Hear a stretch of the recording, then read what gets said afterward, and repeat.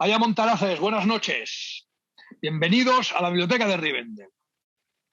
Hoy vamos a analizar en dos partes. Primero, una parte muy concreta hoy y la siguiente la próxima vez del libro La espada y el arca, la última novela del gran Felipe Botalla. Como colofón final, pues teníamos preparada y apalabrada ya la presentación del libro con él, pues será como unas actividades previas hasta llegar en la tercera fase de este camino. Esta novela abandona un poco los conceptos de las primeras, a excepción de Cronos, que ya jugaba un poquito con este tipo de temática, y continúa claramente la de Portas Telae, ¿no? Todo el hecho de mezclar pues, la mitología nórdica con la mitología de la Europa católica del medievo, la Nenerve, la investigación actual sigue el mismo esquema un poquito de, digámosle, de fantasioso, místico, casi en algunos momentos onírico, ¿no? Casi, y olvida un poco las partes más técnicas y de ciencia que tenían sus primeras novelas.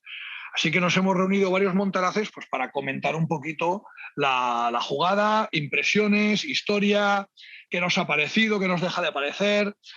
Adelanto ya pues, una opinión personal del señor Cangrejo.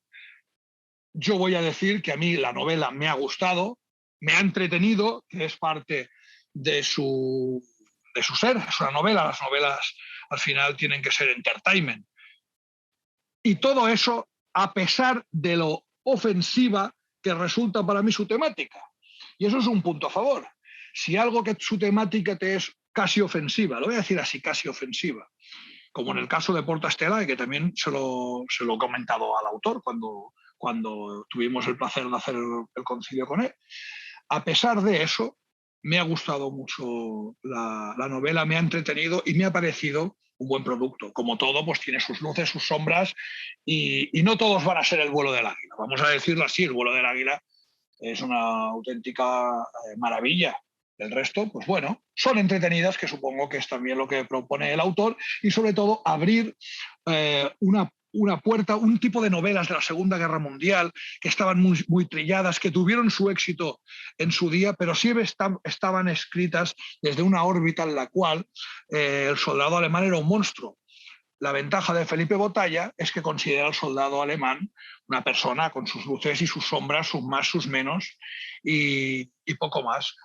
Así que, bueno, pues aquí en Acción Editorial de Dunedain, que nos encanta la libertad y la gente con pensamientos que no son los que tienen nuestros vecinos, pues hemos decidido hablar de esta novela, hacerle, digámosle, también una buena propaganda, una buena crítica, y que, bueno, pues que la gente se pueda interesar por toda la obra de este autor y por la temática que encierra también este tipo de obras. También es muy interesante que desde Portas Telae están secadas Boreas, que no es una editorial cualquiera, es una editorial que está siempre a favor de estas verdades y esta libertad que tanto nos gusta. Buenas noches y os doy paso al que quiera un poquito en esta charla entre amigos. Bueno, pues en esta charla van a haber spoilers. Si alguien nos ha leído el libro, puede enterarse de algunas cosas que a lo mejor no quiera leer, no quiera escuchar. Lo vamos a separar en dos partes. Entonces, el libro es un libro que es muy ligero, es un libro que se lee en una tarde, como mucho una tarde y una mañana. Es ameno y tiene buen ritmo. Podemos decir que son tres historias conectadas, que esto ya lo hemos visto algunas veces, pero yo esto lo habría visto más como una película. A mí se me ha hecho corto como libro. Yo creo que como libro tenía que haber, siendo un libro, podría haber puesto un poquito más de chicha y haber dado algo más de información o haber alargado un poquito más la historia. Las tres historias conectadas son, a saber, Juana de Arco, por un lado, luego tenemos otra historia que es un grupo de la Nenerve en plena Segunda Guerra Mundial, y luego una pareja de historiadores de Barcelona, que son Onésimo y su mujer, más luego un par de ayudantes profesores ayudantes de él. Y me ha gustado por eso, porque es el estereotipo alemán que es diferente del resto de las películas, que Antes, antiguamente, cuando leías alguna lectura sobre la Segunda Guerra Mundial o veías alguna película sobre la Segunda Guerra Mundial hasta los años 70, pues eran películas bélicas, donde pues está el protagonista y el antagonista. A partir de sobre todo los 80, empieza a demonizarse y sale el soldado alemán o el ejército alemán como si fuesen el diablo maligno. Y aquí me gusta porque, bueno, pues saben pues, que son personas normales y corrientes que comen, cagan y mean como el resto del mundo. Y no solo comen niños por la noche, ni hacen orgías satánicas y cosas así. Entonces, la historia de Juana de Arco al principio solo dura 3 capítulos alternados, porque los capítulos se van alternando. Y solo dura 3 capítulos y luego ya solo continúan alternándose la historia de los alemanes y de Onésimo. El problema que le veo es que quizá que le falta que se hubiese conectado quizá entre ellos más, que hubiese habido relación de que en un capítulo pasasen ellos, los alemanes por un sitio y Onésimo fuese luego al mismo sitio y qué habría pasado o qué habría cambiado con el tiempo. No sé, ¿vosotros qué opináis sobre esto? Vamos a ver, yo como editor, creo que tengo ahí parte de crítica a Felipe. Tengo que decir que tanto en el libro Porta Stellae como en este libro le faltan páginas. A Porta Stellae, desde mi punto de vista, es un libro que le faltan 100 páginas. Porque te quedas con una gana de que haya un desarrollo mayor, ¿no? Un desarrollo mayor, ¿no? Y a este libro le ocurre lo mismo, le falta más interacción quizás, no sé, en la trama alemana, que es la que se caracteriza a Felipe, ¿no? Es como yo lo veo, es la percepción que yo tengo. Ahora, para mí, este libro, sin menospreciar el de Porta Stellae, este libro es mucho mejor que el de Porta Stellae, porque también tener la capacidad, como hace Felipe, de hacer 3 historias paralelas en el mismo libro e ir intercalándolas, eso tiene su mérito, porque hasta el momento como mucho ha utilizado 2 historias, como mucho. Acordémonos que al principio era una única historia con el libro de Antártida, ¿no? Por ejemplo, el de 1947. Y ha pasado de una historia a una misma novela a tener 3 historias, ¿no? Es algo loable, ¿no? Por parte de Felipe. A mi modo de ver, yo os doy la razón a los dos. ¿Sabéis qué creo que hace? Usa un estilo muy televisivo, es decir, muy de película, muy pa, y todo pasa a saco. Claro, eso cuando lo ves visualmente está bien. Por eso cuando a veces, sobre todo antaño, que no se cambiaban tanto los libros, cuando a veces la película es muy parecida al libro, acordaros que muchas veces tú has leído El Padrino 1, por ejemplo. El Padrino 1, la película, y mira que es larga, pues ya pa. ¿Qué es el libro? Es casi una versión extendida, porque es las cosas con más detalle. La conversación de no sé qué sitio tiene antes una conversación en el coche, cosa que en la película luego no sale. Entonces, a mí me ha parecido muy cinematográfico, muy rápido, los acontecimientos se precipitan un montón. Y esto lo va a escuchar Felipe y va a pensar, estos tíos son unos cabrones. O sea, a pesar de eso, la novela me ha encantado. Hablamos de como todo, ¿no? De las cosas que cuando lees dices, hostia, es que me ha faltado chiche, me ha faltado intriga, me ha faltado tema. Lo veo una película brutal sin quitarle nada, pero el libro, siempre la película es el libro quitándole cosas de toda la vida. Entonces, aquí es lo que le he visto. Y sobre lo que comentas, Manuel, de esto de Porta Stellae, en sí es mejor que Porta Stellae, pero también entiende que la conexión que tenemos muchos con el tema de Montserrat ha hecho que Porta Stellae esté encumbrado. Yo lo dije, se lo dije a él, a pesar de ser un libro herético y que me haya ofendido gravemente, Porta Stellae es un libro cojonudo. Y Felipe se reía, decía, joder, ¿qué me dice el tío este, no? Pero es así, realmente es lo que dices de las hojas, que hay que entrar más en la chicha, sobre todo porque cuando lo hacía en el Antártida, en el vuelo del águila, este tipo de libros más científicos, más al estilo Tom Clancy, ¿no? Que se metía mucho en cosas técnicas, en explicar, y en cambio en estos más místicos o fantásticos ha desaparecido esta cosa. No sé, ¿qué opináis de esto si habéis leído alguno de los otros? No, a ver, yo primero estoy totalmente de acuerdo en todo lo que habéis dicho, me habéis pisado todo lo que iba a decir. Yo creo que este libro a mí me ha parecido, cuidado, que está hecho con una idea de guión cinematográfico. Por eso es un libro, creo, que da unas ideas y es muy rápido, como muy bien habéis dicho. También, igual que el de Porta Stellae, como muy bien ha dicho el señor Cangrejo, cuando hay temas que conoces o que te son cercanos o que quizás has leído un poco más, pues, hombre, te hacen más gracia o los completas tú mismo un poco más que quizás otra persona pues que no haya ese campo tocado. Yo sí hemos de comparar dos libros, quizás el de Porta Stellae me hizo más gracia, y en cambio en este libro, aquí sí que creo que faltan 100 páginas, porque se introducen en las tres historias, vamos, tanto cualquiera de las tres tiene más recorrido según mi criterio, cuidado. Luego como siempre, el editor con las ventas verá quién tiene la razón. La culpa es del editor que le exigió que lo sacase más rápido y por eso no le dejó escribir tantas páginas. Toma ya. Eso no vale, ¿eh? Esa acusación no vale. Pero dejó que te traiga así en la cara que la escondía. No, pero es el problema que le veo eso. O sea, y ahora vamos a hablar solo de la primera parte, no vamos a hablar de la segunda. No puedo explicar el ejemplo más claro, pero la primera parte, por ejemplo, cuando habla del tema de los troyanos que están en Francia, que llegan a Francia, te puedes creer más o menos, o puede ser más factible o menos factible. Pero lo sueltan la información, la sueltan tan de golpe y las conexiones tan rápidas que a mí me recordaba, lo siento, al estudio al Instituto de Nueva Historia de Cataluña. Me recordaba sí, porque Cervantes es Cervantes, Cervantes no sé qué, y pues Cervantes era catalán. Sí. Si hubiesen habido 50 páginas más para desarrollarlo, habría quedado mejor, claro, habría quedado más claro. No que eso, es que una película estás acotado a 1 hora y media, 2 horas, pero en un libro no, en un libro te da la libertad de poder explayarte más. Y ahí es el fallo que quizás he visto al libro, que llega a las conclusiones muy rápido, en lugar de digerirlas poco a poco y darlas poco a poco, o darle un contexto más completo.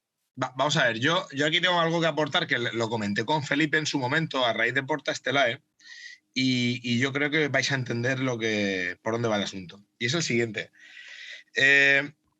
Cuando una persona lee el 80% de sus lecturas son ensayos, es política, ¿vale? O son libros que estamos hablando de una temática sota, caballo y rey, y un 20% son novela, después de estar 20 años de tu vida en esa dinámica de lectura, tu mente actúa a la hora de reproducir como un ensayo y no como una novela, y no te das cuenta. Y aunque la fuerces, no hay manera de cambiar ese estilo, porque tiendes al ensayo, y el ensayo sí que es así.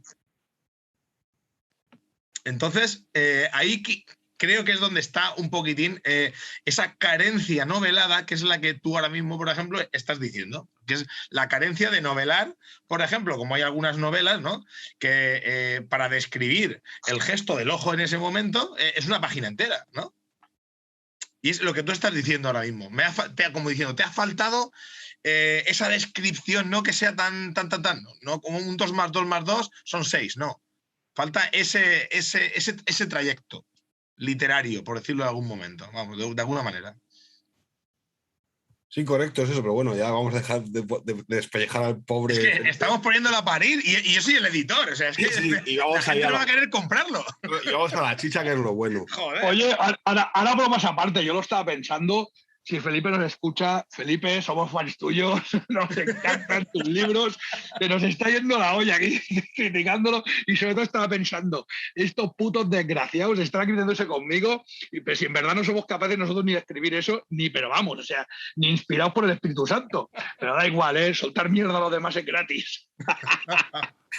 No, son críticas constructivas y con cariño, vamos a ver. Claro. No, pero ahora vamos a lo bueno.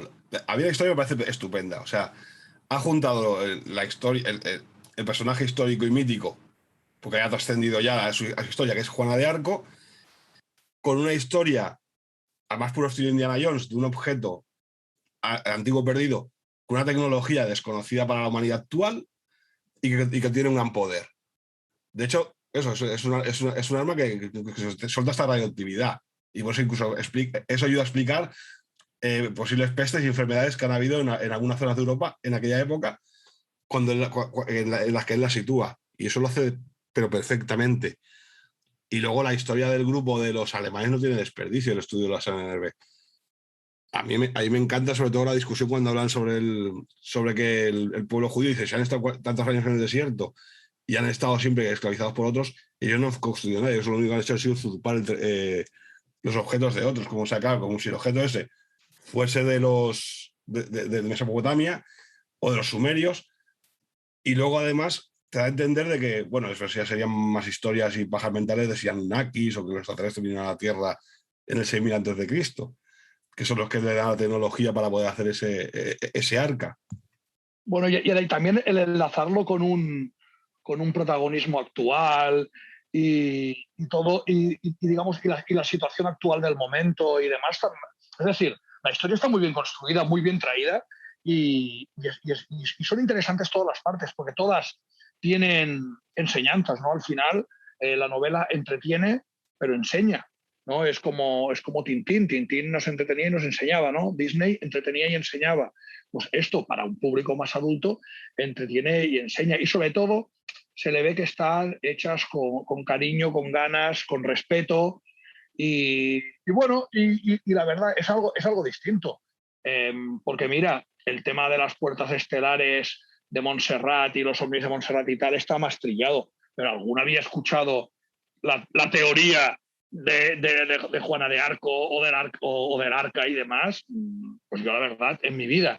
O sea, si alguien la había llevado a cabo o la había hecho, pues no, a mí no me había llegado, pero realmente está muy bien traída, muy bien construida. Después es un poco el código Da Vinci, ¿no? ¿Te lo crees, no te lo crees? ¿Te gusta, no te gusta? O en mi caso es una herejía total. Pero eso no quita que esté bien traída, bien construida y como todo, ¿no? A veces es como si alguno ha leído la de Cronos, está claro que no había una máquina del tiempo. Perfecto.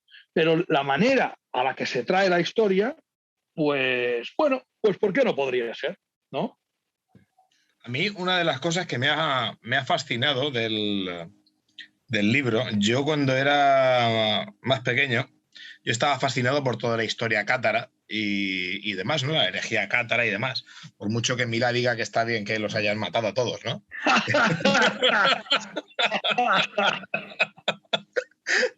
Bueno, a mí es más, yo estuve por allí, estuve un par de veces por allí, por Montsegur, por Montferrus, Rennes-le-Château y demás. Entonces, claro, yo a Rennes-le-Château, que es uno de los pueblos que se nombran mucho por la investigación de la NNR, yo me hice el recorrido de Otorrán cuando tenía yo ahí? Tenía 21 años o por ahí, me hice ya el recorrido que hizo Otorrán en la zona de Occitania, en el sur, ¿sabes? Como no, también tomando los buenos vinos del sur de Francia, que son espectaculares, son una maravilla. Y claro, y analicé bastante lo que es el simbolismo que hay en esa zona. Es que es algo, tiene una potencia y una fuerza que es impresionante.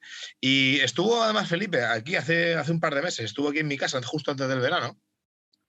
Y hablando del libro recién editado, le pregunté que qué opinaba sobre las rosetas que hay grabadas en las ventanas menorquinas de la casa de la Basunier al lado de lo que es la iglesia. Y no se había dado cuenta. Dice, no sabía a lo que me refería, ¿no? Y es algo que yo me di cuenta cuando fui la primera vez, que es una cosa muy curiosa, que las menorquinas, depende cómo las mires, se ve o una cruz o una rosa. ¿Vale? Claro, eso tendrá vínculo con el momento concreto del proceso de la Basunier y la hermandad, los vínculos con la hermandad de la Rosa Cruz, por ejemplo. A lo que voy es que la potencia y el simbolismo que hay en toda esa región y en torno a la historia que Felipe ha desarrollado es brutal, es impresionante. Además, él ha descrito muy bien, y además las fotos y los planos que saca en el libro de lo que es la torre, la que hizo el abad, así como la que tenía proyectada que nunca llegó a hacer, ¿no? Y todo eso tiene un simbolismo, pero que no nos hacemos a la idea realmente, ¿eh?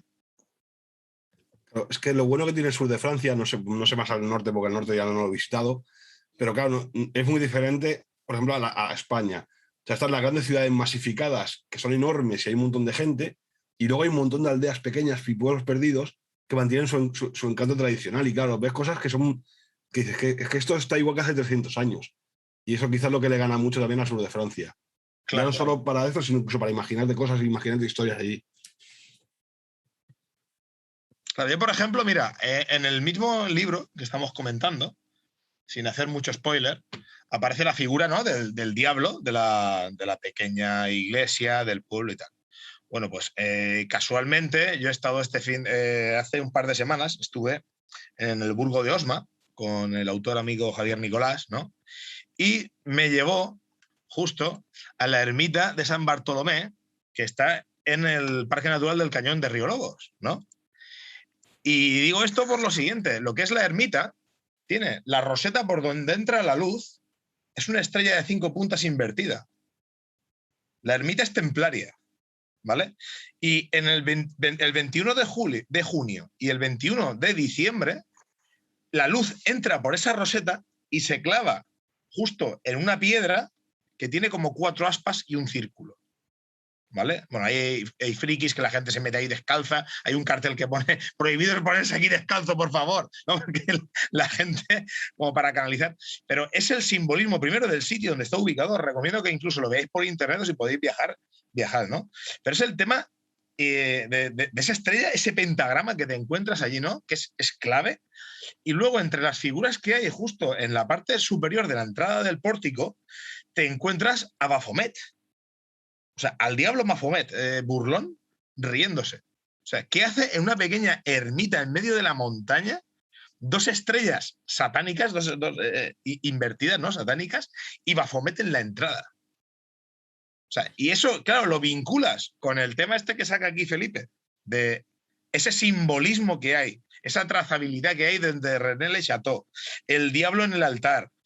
No sé, hay demasiado simbolismo ahí dentro de esa zona y que no es casual, ni muchísimo menos. Y esto tiene que ver con lo que trajeron, por ejemplo, en el caso este de la iglesia que he comentado, ¿no? De ahí cerca de aquí en Soria, ¿no? Tiene mucho que ver con lo que los templarios y las órdenes religiosas trajeron del templo de Salomón de Jerusalén. Lo que allí se encontraron. Entendamos también que todo el misticismo y el simbolismo católico ha desaparecido. ¿Qué quiero decir?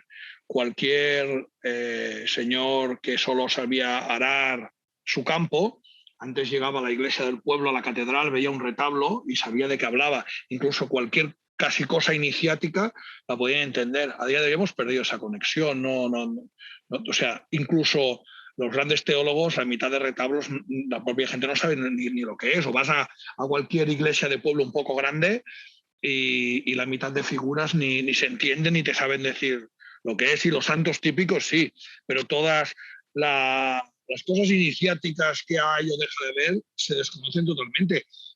Visitamos el arco de triunfo del monasterio de Ripoll, que se considera el arco de triunfo del románico catalán. Llevan estudiándolo 100 años y no tienen ni puta idea de lo que eso deja de ser. Al final es eso, todo ese misticismo, esa trascendencia, ese estilo iniciático de ciertas órdenes religiosas de la cristiandad se perdió con ellas. Un día se decidió que eso no seguía por ese camino y desaparecieron. Y ahí tienes pues, el caso de la Orden del Temple y demás, pues que esa trascendencia, esa iniciática dentro de la cristiandad desapareció. Y entonces pues la desconocemos totalmente. Pero casualidad no era. Pero igual que no es casualidad las alineaciones en el Valle de los Caídos, no son casualidad absolutamente nada. Nada es casualidad. Hay gente que lo pueda ver, gente que se sabrá, cosas que sabrán, cosas que no. Pero incluso en construcciones de iglesias más modernas hay cosas de estas que se nos escapan y que las sabe pues el que las hizo y poco más.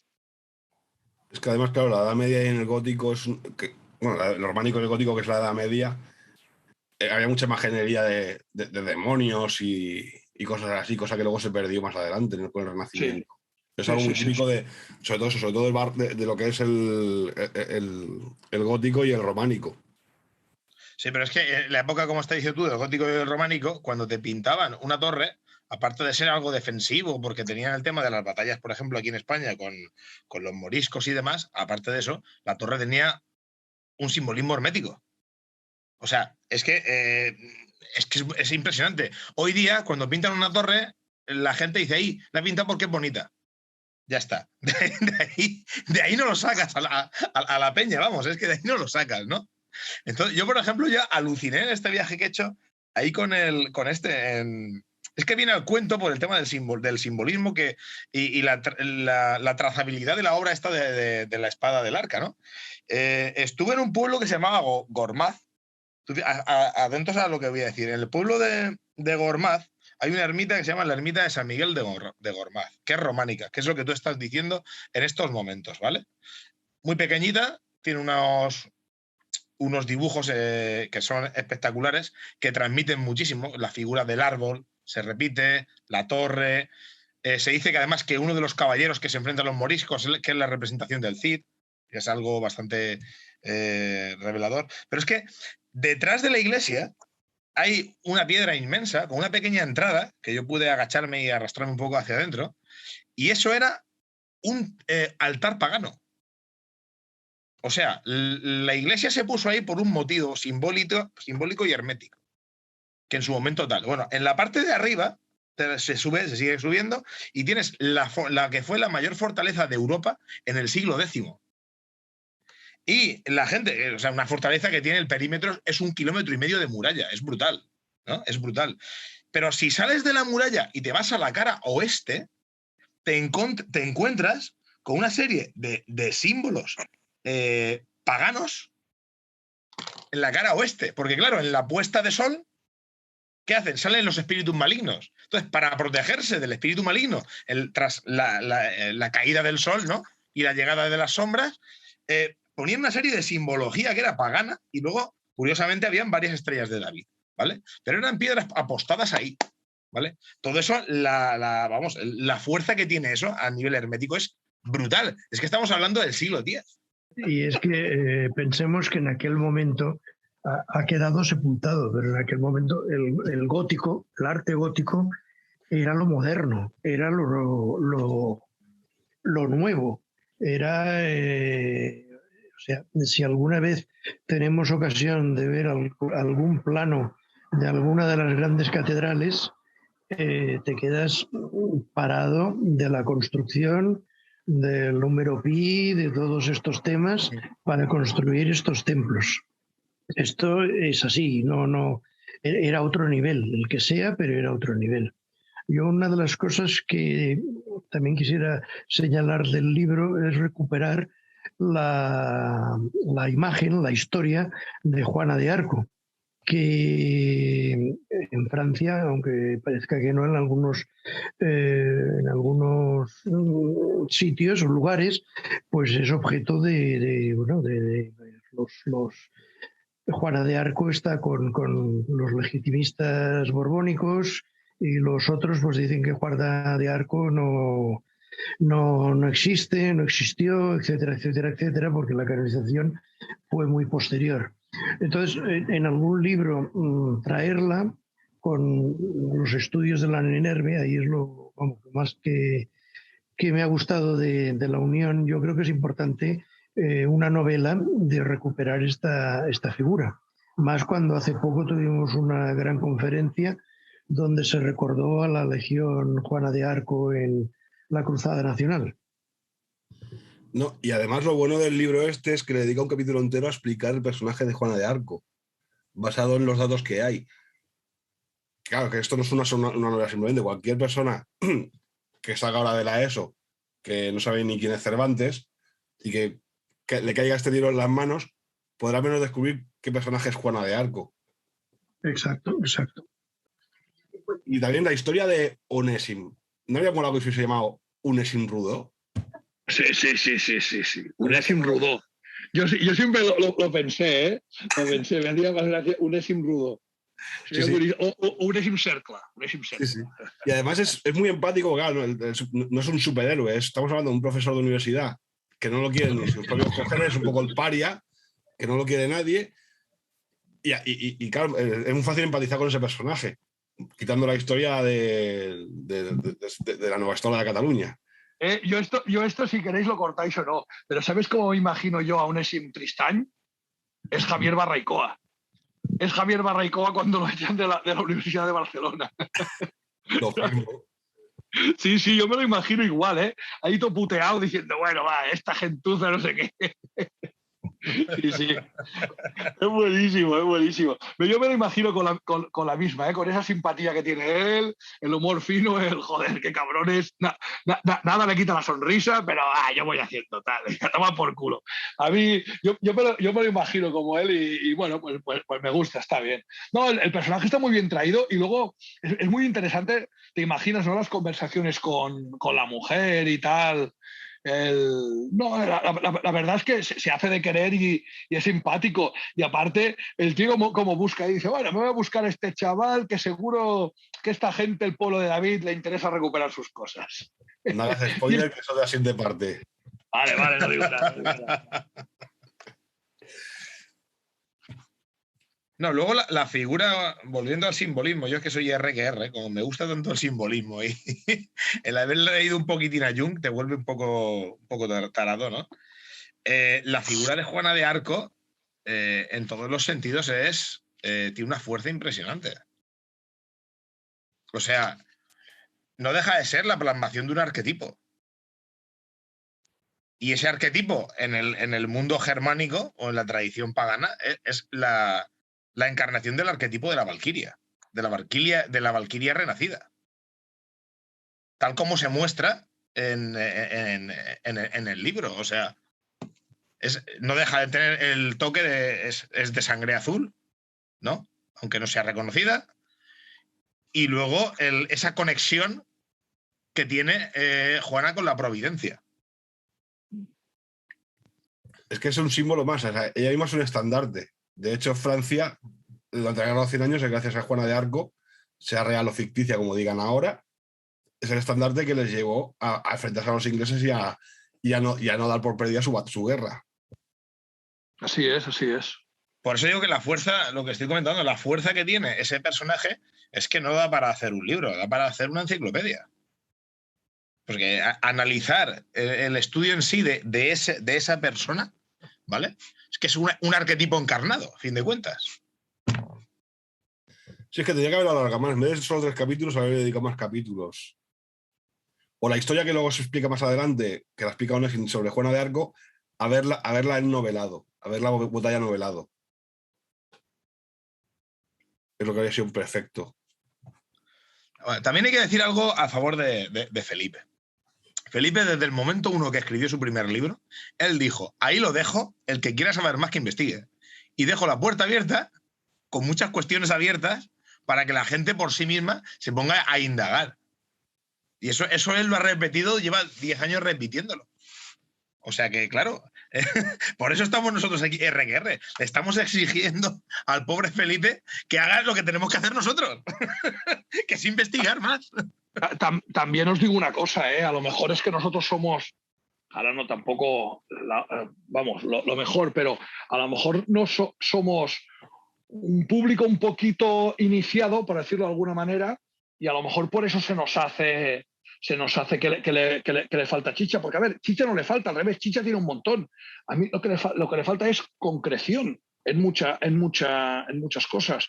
Y entonces a lo mejor es que está hecho para que enganche a un público, no sé, más juvenil, más que ahora no se centran en nada, incluso leen las cosas por encima. Yo qué sé.